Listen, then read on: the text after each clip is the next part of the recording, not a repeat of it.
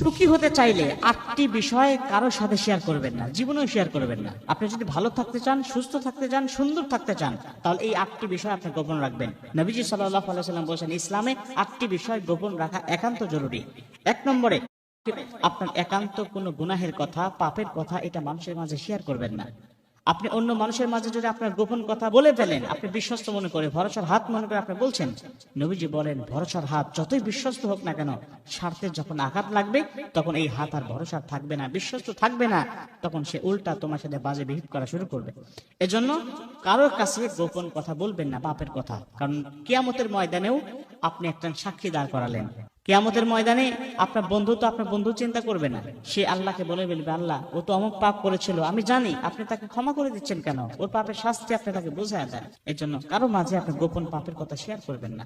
2 নম্বরে, অন্যের কোনো পাপের কথা, দোষ ত্রুটির কথাও আপনি মানুষের মাঝে বলে বেড়াবেন না।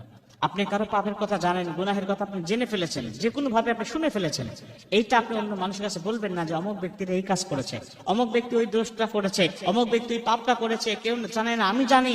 এই কথাটা আপনি অন্য মানুষের মাঝে বলে বেড়াবেন না। আর যদি আপনি বলে বেড়ান, ওই ব্যক্তি পাপ করে যে শাস্তিটা কিয়ামতের ময়দানে পাবে, আপনি এটা মানুষের কাছে বলে দেওয়ার কারণে আপনি অনুরূপ শাস্তিটা পাবেন। এই জন্য কারো মাঝে কারো পাপ নিয়ে সমালোচনা করবেন না। 3 নম্বরে, স্বামী স্ত্রীর যে দোষ ত্রুটি হয় এটাও মানুষের কাছে বলবেন না। স্বামী স্ত্রীর দোষ ত্রুটি অনেক সময় হয়ে থাকে, স্ত্রী ভালো না, একটি স্ত্রী অপরাধ করেছে, এটা আপনি স্ত্রীকে শাসন করা বাদ দিয়ে অন্য মানুষের কাছে বলে বেড়াচ্ছেন। মনে রাখবেন, 2 দিন পরে আপনার স্বামী স্ত্রী সবকিছু ভুলে যাবেন, আবার এক হয়ে যাবেন, কিন্তু যাদের মাঝে বলে বেড়াচ্ছেন ওরা কিন্তু ভুলে যাবে না।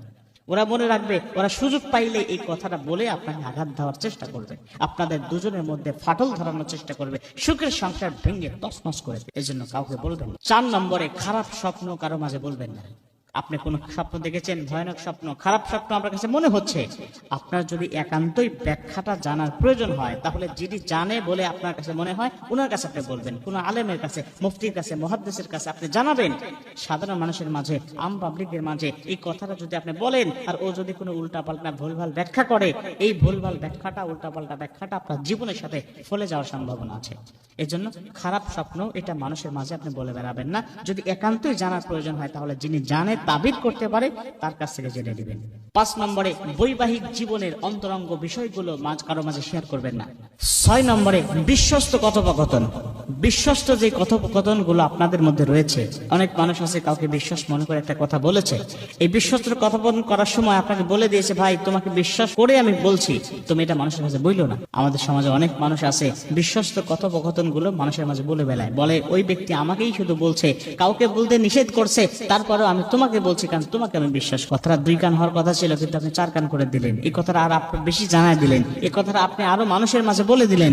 এই যে আপনার বিশ্বস্ত কথোপকথন গুলো মানুষের কাছে বলে দিলেন, এটা ইসলাম আপনাকে নিষেধ করেছে। 7 নম্বরে, আল্লাহকে সন্তুষ্ট করার জন্য আপনি যে ভালো কাজগুলো করেছেন, আমলে সালেহ করেছেন, দান সদকা করেছেন, তাহাজ্জুদ করেছেন,